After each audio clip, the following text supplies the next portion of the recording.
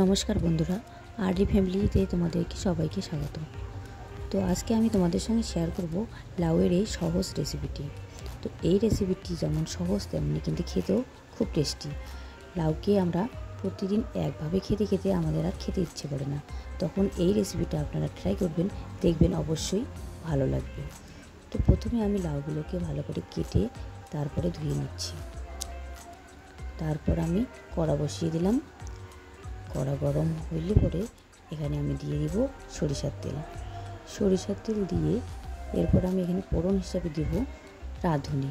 রাঁধুনিটা আমার লাউয়ের সঙ্গে ফোড়ন দিলে পরে খুবই ভালো লাগে। এরপর আমি এখানে দিয়ে দিলাম শুকনো লঙ্কা।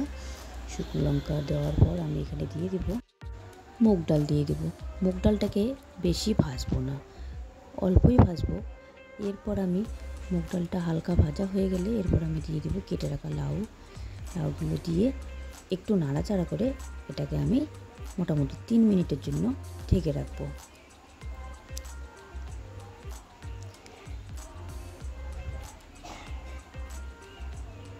এরপর ঢাকনা খুলে এখানে আমি অ্যাড করব আদা বাটা।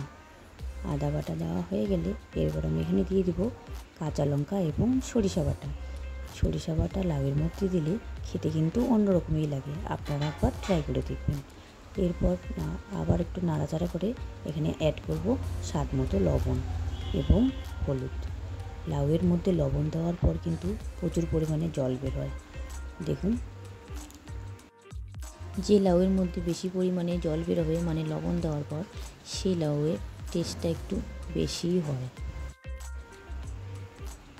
এরপর আমি এখানে গুঁড়া মশলা অ্যাড করব। গুঁড়া মশলাগুলো কী কী এখানে দিয়ে দিলাম জিরে গুঁড়ো এবং ধনে গুঁড়ো। ধনে গুঁড়ো দেওয়া হয়ে গেলে পরে এখানে আমি দিয়ে দেব স্বাদ মতো একটু চিনি। এরপর আরেকটু নাড়াচাড়া করে আমি এটাকে আবার ঢেকে রাখব। তারপর জল শুকিয়ে গেলে এরকম গা মাখা হয়ে গেলে আমার লাউয়ের সবজি রেডি। একবার আপনারা খেয়ে দেখবেন, তারপর কমেন্টে জানাবেন কেমন হয়েছে।